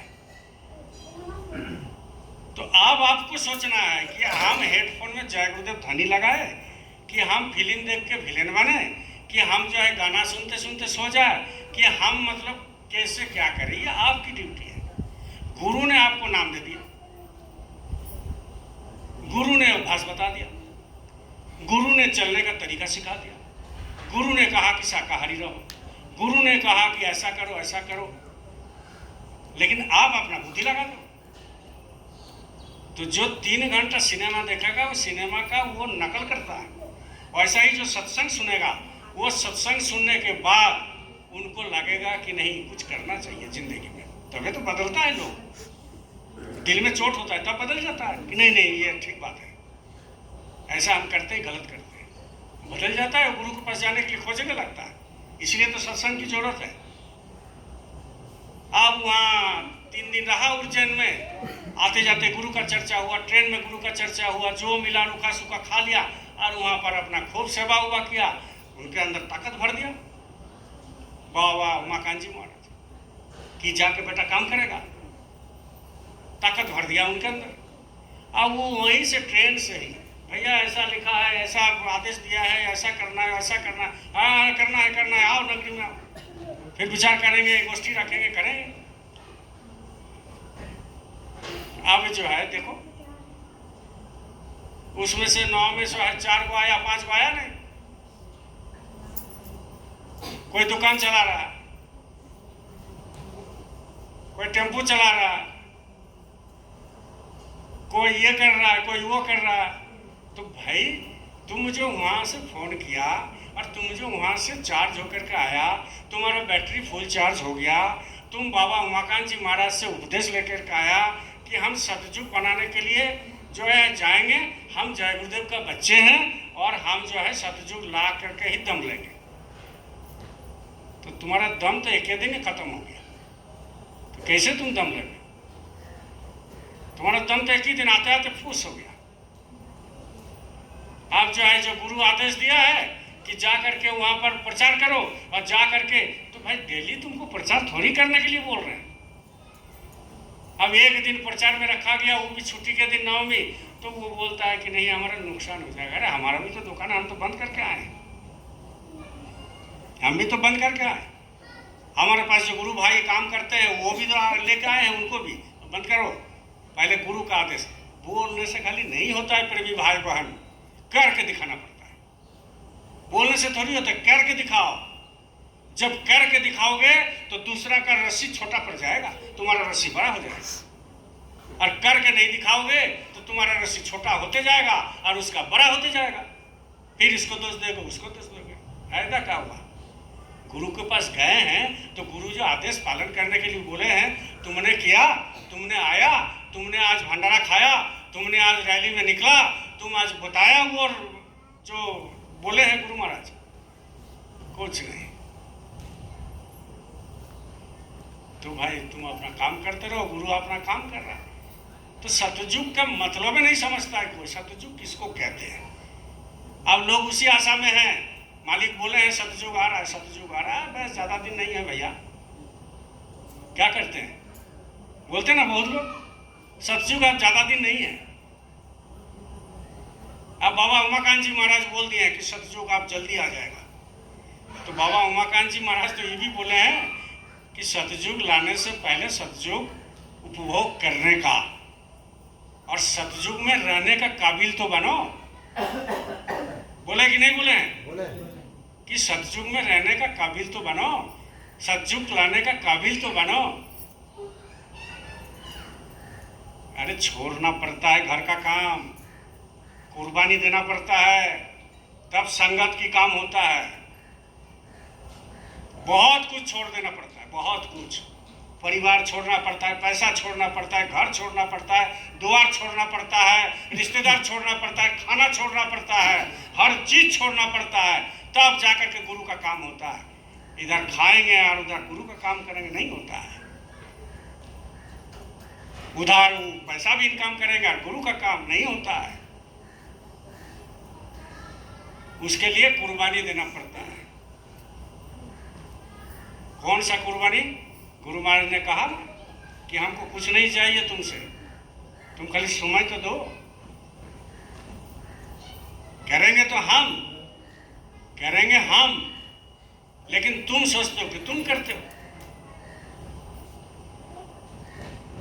तुम सोचते हो कि तुम करते हो, लेकिन कराते हैं हम। तुम नहीं करते हो, तुमसे कुछ नहीं होने वाला है। ये जो इतना इतना लोग आज आए हैं रैली में, हम लोग निकले हैं नगरी आश्रम में रांची में, तो देवू सरकार बोल दिया तो आ गया क्या? अरे हमारे अंदर जो बैठे हुए वो बुलाया, आपके अंदर जो बैठे हैं वो बोला आपको कि चलो, और जो नहीं आया उनको भी बोला है कि जाओ। अब क्या बोलेगा कि काल हमको जाने नहीं दिया, बोलता है ना। उस दिन भी हम बोले थे क्या कह रहे हैं भैया, फंसा दिया। आप फोन करके देखना, बोलेगा कि अरे काल हमको घेर लिया, काल घेर लिया। मैंने एक बहाना हो गया। कहाँ से सीख लिया शब्द? काल घेर लिया, काल घेर लिया, काल घेर लिया। काल को देखा नहीं अभी तक, काल को अनुभव भी नहीं किया। अनुभव करेगा तो उसका हालत खराब हो जाएगा। और काल घेर लिया, तो काल घेर लिया। तुम्हारा काल के सामने गुरु क्या मतलब दुर्बल हो गया, वीक हो गया क्या? तुम क्यों नहीं अपने मन में आत्म विश्लेषण किया? क्यों नहीं गुरु महाराज को पुकारा? क्यों नहीं बाबा उमाकांत जी महाराज को स्वरूप को चिंतन किया? अपने आप नगरी छूट के आ जाता, अपने आप जो है तुम दौड़ के आ जाता। लेकिन तुम प्राधान्य किसको दिया, वैल्यू किसको दिया? अगर तुम बोलते तुम्हारा ही भाषा में काल को भाषा दिए, काल जो है बोला, तो काल को तुम अहमियत दिया, गुरु को कम कर दिया। जिंदगी ऐसी नहीं चलती है, जिंदगी ऐसा नहीं चलता है। लोग जिंदगी में चलने का बात सब क्या समझता है? खाना, सोना, रहना, बच्चा पैदा करना, चल जाना, इसी को समझते हैं जिंदगी। ये जिंदगी थोड़ी है, ये कोई जिंदगी नहीं है। जिंदगी बहुत कीमती होता है जिंदगी कितनी खूबसूरत, तुम्हें अभी तक पता नहीं है जिंदगी कितनी खूबसूरत, तुझे अभी तक पता नहीं है। रचाए सृष्टि जिस प्रभु ने, वही ये सृष्टि चला रही है। जो सृष्टि को रचाए वही तुमको भी घुमा रहा है, हमको भी घुमा रहा है। लेकिन क्या है कि घुमाने वाला तुम्हारे अंदर है, और सबसे बड़ा तुम्हारा साथी है, सबसे बड़ा तुम्हारा रिश्तेदार है, सबसे बड़ा तुम्हारा अपना है, सबसे बड़ा तुम्हारा जो है करीबी है, सबसे बड़ा तुम्हारा प्रेमी पागल है। लेकिन आप उसके तरफ जाते नहीं हो, उसके तरफ झांकते नहीं हो, उसके तरफ देखते नहीं हो, उसके तरफ चिंतन नहीं करते हो, उनको देखने का कोशिश नहीं करते हो, उनकी मनन का नहीं करते हो, ध्यान नहीं करते हो, तो कहां से तुम्हारा भाव बनेगा? अरे सत्संग ऐसा चीज होता है ना कि वो जब आप सुनोगे तो आंख से आंसू निकालने लगेगा। जो बोलेगा उसका आंख से आंसू निकलने लगेगा, उसका कहते हैं सत्संग। मतलब सत आपके साथ में खड़ा है तब तो आपको रस लग रहा है। और जिनको रस नहीं लगता सत्संग में तो समझ लीजिए सत उसके सामने रहते हुए अनदेखा करता है। सत उसको छोड़ता नहीं है लेकिन वो अनदेखा करता है। उसका मन में ये आ गया कि नहीं संत मत क्या है, संत मत है बहुत फीका फीका रास्ता। शुरू में बहुत फीका लगेगा, जब दीक्षा लेकर के आओगे नामदान लेकर लगेगा कि एकदम उठा के फेंक देगा दुनिया को। कितना लोग हमको बोलते थे भैया आपकी बार जब भंडारा होगा ना तो 200 लोग आपको हम देंगे। वाट को देखिए, शब्द को, 200 लोग आपको हम देंगे, माने हमको 200 लोग देगा, हम लेके क्या करें? 200 लोग आपको देंगे। अब कहाँ से लाएगा? बोले बस सबको बोले हैं, सबको बोला जाएंगे। भैया 50 लोग एकदम रेडी हो गया, हमने टिकट कटा लिया। तो बोले नहीं टिकट भी नहीं कटाएगा। हम बोले कि एडवांस ले लो सबसे। 50 को में 10 को एडवांस नहीं दिया, 40 को दे दिया। चलो ठीक है, बाद में देगा। अब 40 को जब एडवांस दे दिया, अब टिकट कटने जाएगा, उस समय फोन कर दिया 20 को कि भैया हमारा सास मर गई, हमारा ये हो गया वो हो गया, टिकट मत कटिए, पैसा हमको लौटा दीजिए। 20 तो चला गया, 10 तो चला गया, 30 को बचा कितना? 10 तो। अभी सोच रहा है कि 10 तो 20 तो जो है एकदम पक्का है। हम भैया को बोल सकते हैं कि 20 तो पक्का हो गया, और बोल भी दिया भैया 20 को पक्का है, टिकट हो गया। और बहुत अच्छी बात है, हम भी सुन के गदगद हो गए। अरे नाम ले लेंगे जा करके, अच्छा रहेगा। अब जिस दिन स्टेशन में गया उस दिन देखते 5 आदमी हैं, 45 आदमी कट गया। अरे तो 20 को टिकट हो गया तो क्या हो गया? बोले 15 आदमी बोला कि नहीं जाएंगे, हमारा पैसा वापस करो जी। जाएंगे तो मांस मछली छुड़वा देगा, हमारा घर वाला बहुत बोल रहा है। अब 5 को गया, अब 5 को में नामदान दे करके आया, वहाँ समझा देखा सब कुछ किया, 5 को में नामदान दिया। अब 5 को आ करके यहाँ 2 महीना तक खूब चला। ये उसका उदाहरण है सपारण। यही लोग ले गया था, यही लोग सामने बैठा ले गया और लेकर के नामदान दिलवाया। ये लोग भी बेचारा सोचा कि चलो नामदान मिल जाएगा, हमारा बिरादरी में आ जाएगा। अच्छा काम किया, नेक काम किया। अब 2-3 महीना रहा, लेने लग गया और लेके रोड में पड़ा हुआ। यहाँ भी आया नगरी में, सत्संग सुना, खूब सेवा किया 2-4 दिन, हमसे भी मिला, बड़ी खुश हो गए। ये लोग ध्वनि किया तो वहां भी जाकर बैठता था, अभी पीने लग गया। तो बचा कितना? 5 को में 2 को चला गया, बचा कितना? 3 को। अब 3 को जो है 2-4 साल 5 साल 10 साल खूब रहा। इसके बाद जब उसको पद नहीं मिला तो वो कहाँ चला गया? रतन बाबा के पास। भागो रे उधर, वहाँ हमको सम्मान मिलता है, माला मिलता है, ऐसा होता है, ऐसा होता है। चला गया।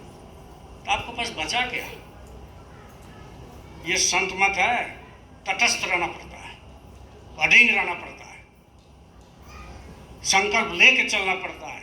और संकल्प मतलब छोटा मोटा नहीं, संकल्प दृढ़ संकल्प होना चाहिए कि नहीं, हमको जो नाम मिला, दुनिया में कोई भी माइका लाल नहीं, दुनिया में कोई भी शख्स नहीं है, दुनिया में कोई ऐसा गुरु नहीं है कि वो नामदान हमको दे सका, लेकिन हमारे गुरु महाराज ने दिया है 5 नाम। ये कोई नहीं मिल सकता, ये अनमोल रतन मिल गया आपको। और आपको जो है इधर उधर पैसा दे के भी नहीं मिलेगा, ना कोई यूट्यूब देख के महात्मा को चुनोगे तो वो लोग भी नहीं दे सकता है। ये नामदान जो नाम से लय हो गया, जिन्होंने शब्द ब्रह्म में लय हो गया, जो नाम का रूप ले लिया, जो सतलोक में पहुंच गए, और जो परमात्मा जो शक्ति है उनसे विलीन हो गए, वही नामदान दे सकता है जो आपको और हमको मिला। उसका कीमत नहीं समझता है लोग, क्या चीज है। 2 लाख रुपया चला जाता है, मोबाइल खो जाता है, छोटा सा ये मोबाइल कभी कभी हम भुला जाते हैं, दुकान में रख करके फिर खोजने लगते हैं, तो लगता है कि दुनिया में सब कुछ चला गया। होता है ना, किसी का मोबाइल भुला गया, चाहे घर में कोई रख गया, साइलेंट करके रख दिया, रिंग नहीं बज रहा, तो लगता है कि हमारा जो है कलेजा निकल गया। खाली इसके लिए कि कलेजा मेरा निकल गया। चारों तरफ दौड़ धूप, इसको डांट रहा है, उसको डांट रहा है, अरे कहाँ रख दिया, ये हो गया, इसमें मेरा पैसा जाता है, इसमें पैसा आता है, इसमें कितना सेव है, क्या है, नहीं है, हालत खराब हो जाता है। इसके लिए वो जान देने के लिए तुरंत चला जाता है जियो ऑफिस में, थाना में, कि इसको पहले लॉक कीजिए। इतना बेचैनी क्यों बेचैनी होता है मालूम है ना? इसलिए ये आपका साथी बन गया। लैट्रिन जाते हैं तो इसको लेके जाते हैं, बाथरूम जाते हैं तो इसको लेके जाते हैं, खाना खाते हैं तो इसको लेके खाते हैं, सोते हैं तो तकिया के बगल में रखते हैं। इसको कोई छोड़ता है? कोई नहीं छोड़ता, हम खुद नहीं छोड़ते थे। तो जब नहीं छोड़ते तो जब ये भुला जाता है तो बेचैन होगा ही। ऐसा ही गुरु को सामने में रखो, मोबाइल जैसा, कि हमारे साथ में है, तो जब अकेला फील करोगे क्या रे हमारा गुरु कहाँ गया, गुरु कहाँ गया, तो बेचैन होने लगे। मोबाइल से भी बड़ा बेचैन होता है। तो इसीलिए कहते हैं कि अकेले रहना चाहिए। इसीलिए कहते हैं गुरु को अपना लो। बोलो जय गुरुदेव, जय गुरुदेव, जय गुरुदेव, जय गुरुदेव, जय गुरुदेव, जय गुरुदेव, जय गुरुदेव।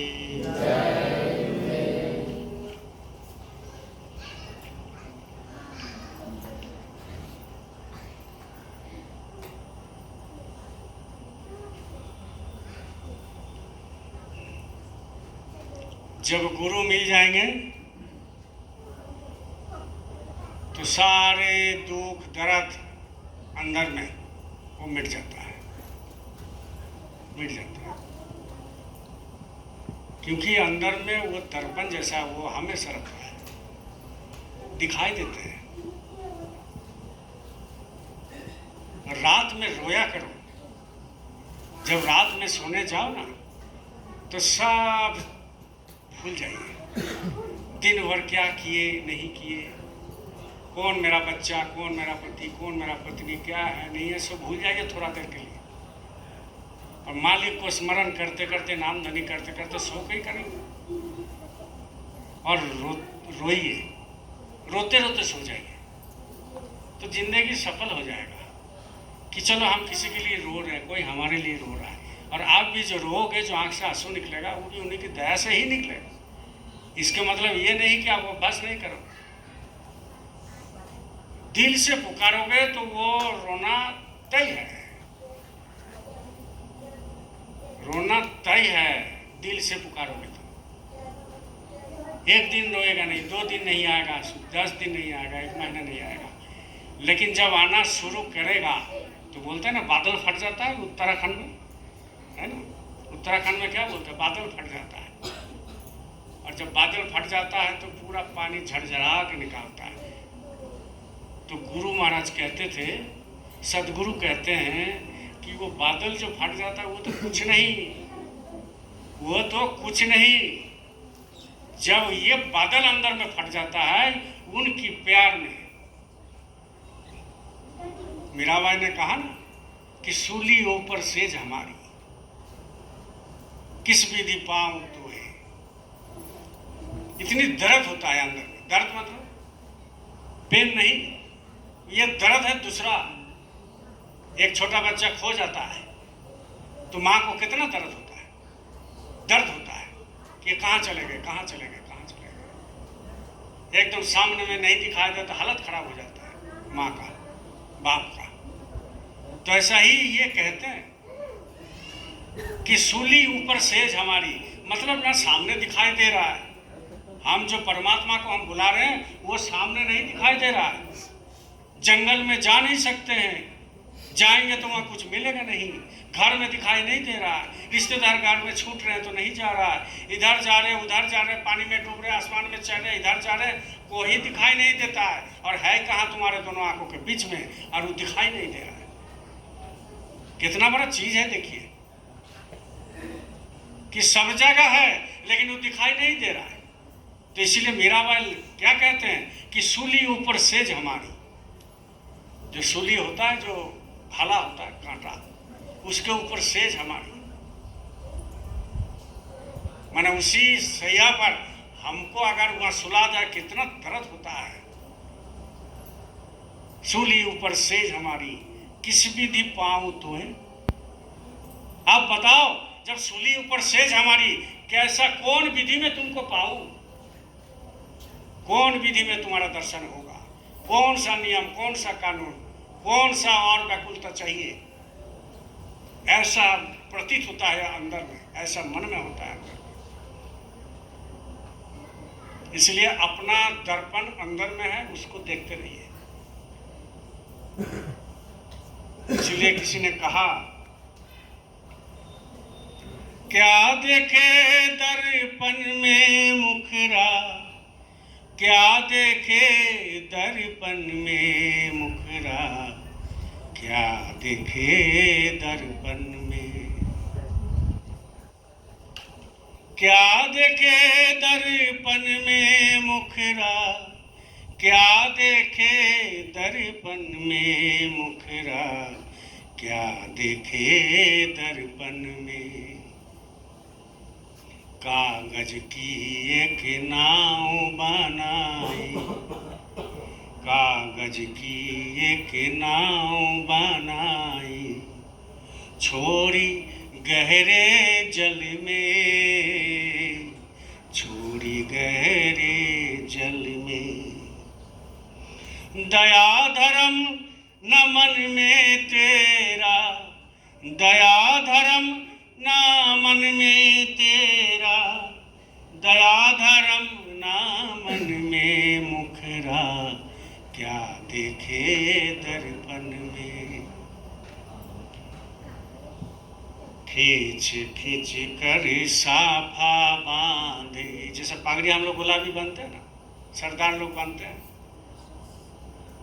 कोई टोपी पहनता है, इसलिए कहते हैं खींच खींच कर साफा बांधे, तेल लगाए जुल्फन में, तेल लगाए जुल्फन में। इन ताली पर घास उगेला, कबीर साहब का वाणी है, इन ताली पर घास उगेला, धन चरेली बन में मुखरा, क्या देखे दर्पण में। ये मुंह क्या देखे दर्पण में, शर्म लगता है, अभी तक हम कुछ नहीं कर पाए। दर्पण हमेशा सच बोलता है, नाक टेढ़ा तो नाक टेढ़ा ही बोलेगा, कान टेढ़ा तो कान टेढ़ा ही बोलेगा। ये दर्पण है। लेकिन जब दर्पण में हम मुंह देखते हैं तो जरा सा अगर अनुशोचना होता है आपका मन में कि हमने जिंदगी में क्या किया, कुछ किया क्या। मेरा 63 उम्र हो गया। हम कभी कभी सोचते हैं जिंदगी में कुछ किए तो लगता है नहीं, कुछ नहीं हुआ, कुछ नहीं हुआ। ऐसा ही जिंदगी पानी जैसा बहा करके चला गया। आप जो समय है तो सोचते हैं कि उसमें मालिक के कुछ काम कर ले। तो सबको ये सोचना चाहिए कि भाई मालिक का कुछ अब काम कर ले। क्या करोगे जिंदगी में। अभी कुछ दिन पहले कल टाटा चले गए ना, टाटा मैंने ही टाटा में चले गए नहीं, बोलिए जय गुरु। रतन टाटा गए ना, सुना है कि नहीं, सब सुना है। मरने का जो बात होता है सब सुनता है। और महाराज जी जो बोले हैं जा करके वहाँ नगरी में निकालो, वो नहीं सुना। एक आदमी को सुबह में फोन किए कि हाँ है जी तुम, तो बोले हम सर घर में हैं। हम बोले आज नहीं आओगे? बोले क्या चीज़ के लिए? हम बोले रैली है आज, मतलब निकालना है, महाराज जी बताए हैं सब निकालना है। तो बोले कि अच्छा। हम बोले अच्छा मतलब तुमको तो व्हाट्सएप में भेजे हैं जी, देखा नहीं? तो बोले नहीं सर व्हाट्सएप खोले नहीं है, देखा ही नहीं है। तो आप बता। और अभी उसको दुनिया का हाल पूछो तो सब बताएगा, लेकिन ये वाला नहीं बताएगा, क्योंकि इससे तुरंत मिलता नहीं है। मिलता तो है लेकिन नगद नारायण नहीं मिलता है। मिलता तो है, तुरंत दे देता है ऊपर वाला मालिक, तुरंत दे देता था। इस कर्म के अनुसार तुमको मिल जाता है, लेकिन बस देखा नहीं। तो ही कहते हैं कि रतन टाटा मर गए, नेक इंसान थे, कितना बड़ा बड़ा जो है संस्था वो चलाते थे, अपना पैसा का खर्चा, और जिंदगी में कभी झूका नहीं, ईमानदारी से काम किया, ईमानदारी से गाड़ी बनाया, ईमानदारी से अच्छा अच्छा चीज बनाया, ईमानदारी से नमक भी बनाया, लेकिन सत्यता के साथ, कोई भेजाल नहीं। एक ब्रांड बन गया, ब्रांड टाटा एक ब्रांड बन गया। लोग जब दुकान में जाते हैं कौन ब्रांड है? बोले टाटा, बस वो कुछ पूछता नहीं है। एक दिन में हो गया क्या? वो पूछता है क्या अरे नकली नहीं ना है जी? पूछता नहीं है। टाटा का हाँ दे दीजिए दे दीजिए, तो ब्रांड हो गया। तो इसलिए कुछ करके जाना चाहिए। 16 तोपों का जो है उनको सलामी दिया गया जो सरकारी प्राइम मिनिस्टर को मिलता है। और ऐसे कोई बड़े बड़े लोग ऐसा ऐसा गया कि जो बड़े बड़े प्रधानमंत्री भी चले जाते हैं तो उनके पास नहीं जाते हैं। छाप छोड़ के गया है दुनिया में। और आज तक उनको गाली देने वाला कोई नहीं मिला, किसी भी पार्टी का हो, किसी भी पार्टी का कोई भी इंसान उसको गाली देने वाला कोई नहीं मिला आज तक नहीं। लेकिन जब गया तो खाली हाथ गया, खाली नाम छोड़ के चला गया, खाली हाथ गया, खाली हाथ। इतनी इतनी गाड़ी बनाया और बड़े बड़े गाड़ी बनाया, लेकिन एक भी गाड़ी वो साथ में नहीं ले जा पाए, एक भी गाड़ी नहीं। खाली हाथ आया, खाली हाथ गया। और आप क्या सोचते हो कि आप सब कुछ ले जाओगे? कितनी बड़े बड़े लोग आए गए, आए गए, जाएंगे, हम लोग भी जाएंगे, हम भी जाएंगे। जब तक आपको मृत्यु से दोस्ती नहीं होगा तब तक ये बात समझ में नहीं आएगी। मृत्यु से दोस्ती करना पड़ता है कि अरे भाई आ जल्दी आ, ले जा। लेकिन लोग मृत्यु से ही डरता है, मृत्यु से ही लोग डरता है। तो ये संसार में रह करके हो सकता है, संसार में रहेगा और उसी में होगा मृत्यु से दोस्ती, बाहर से नहीं। मृत्यु से दोस्ती यहीं पर होगा। तो आप सत्संग सुनते हो, अभ्यास करते नहीं। इसलिए कहते हैं खींच खींच कर साफा बांधे, तिल लगाए जुल्फन में, तिल लगाए जुल्फन में। इन ताली पर घास उगेला, धन चरेली बन में। मुखरा क्या देखे दर्पण में, आम की डाली कोयल राजी, सुअराजी बन में, सुअराजी बन में। सबका एक एक जगह होता है, सबका एक एक जगह होता है। उस जगह में रहकर वो धर्म का पालन करता है। आम का डाली कोयल राजी, सुअराजी बन में, सुअराजी बन में। घरवाली तो घर में राजी। आज घरवाली आजकल घर में राजी नहीं है, बाहर में राजी है, घर में नहीं रहता है। पहले था आज भी है, लेकिन परसेंटेज कम है। इसलिए कहते हैं घरवाली तो घर में राजी, संत है राजी बन में मुखरा, क्या देखे दर्पण में। मोटा मोटा कारा पहना, ये बड़े बड़े बाला पहनते हैं ना, सरदार लोग पहनते हैं ना, और बहुत सारे लोग पहनते हैं मोटा मोटा। सोच रहा है कि इसी में टांग के हमको ले जाएगा। मोटा मोटा कारा पहना, कान विधाए तन में, कान विधाए तन में। ये जो कान जो है छेदा करके पहनता है, ये मठ का गोरखपुर मठ का है सब। ये कान में वो लोग जिस दिन सन्यास ले लेगा यहाँ छेदा करके पहना देगा। ये मठ का संत हो गया। किसके लिए? परमात्मा को प्राप्त करने के लिए। और परमात्मा को प्राप्त करना सहज सरल सीधा, खाली सदगुरु को पकड़ बस। मोटा मोटा कारा पहना, कान विधाए तन में, कान विधाए तन में। इनका यारी माटी बनेला, इनका यारी माटी बनेला, सो बिच सो बिच आंगन में मुखरा, क्या देखे दर्पण में। कोटि कोटि माया जोरी, एक एक रुपया करके हमको लोग जोड़ के रखते हैं, है ना। जोड़ना भी चाहिए, जोड़ना भी चाहिए, लेकिन ऐसा मत करो कि उसमें डूब जाओ, कि सुमिरन ध्यान भजन छूट जाए। कोटि कोटि माया जोरी, जोड़ राखी बर्तन में, जोड़ राखी बर्तन में।